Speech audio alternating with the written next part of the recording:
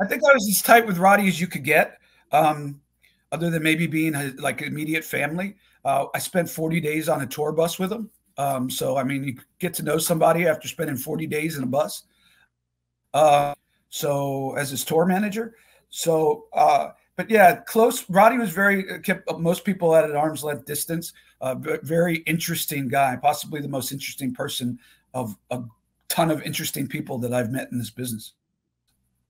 That book tour was great. I was at one of the signings. Just he's like the nicest guy ever. Crazy. Hogan and Piper might be the two nicest guys I've ever met in the business. I met hundreds of wrestlers, but it's crazy that those two might be the nicest, and they might be the two most famous.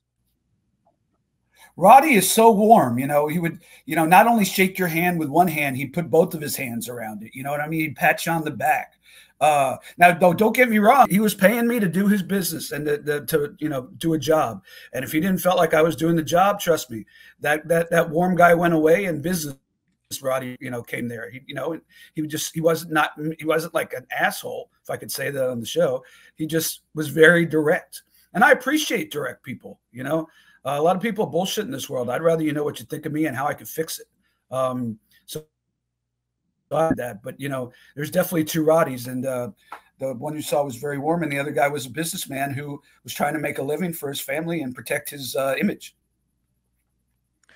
With Piper too, man, his debut in WCW, that was great. When he showed up at Halloween Havoc '96, it was almost like, okay, WWF ruled the roost. Then WCW gets Hogan. Obviously, why you're there. WCW kind of becomes obviously equal WWF, maybe a little bit ahead. Then Piper comes in. The NWO is there. That just took it to another level. I mean, then it was like, okay, there's no turning back. The 83 weeks of dominance was in full gear with Piper there. Yeah, well, I mean, about not wanting to know things. And when growing up a huge Piper fan, one of my favorite wrestlers of all time, if definitely top three. And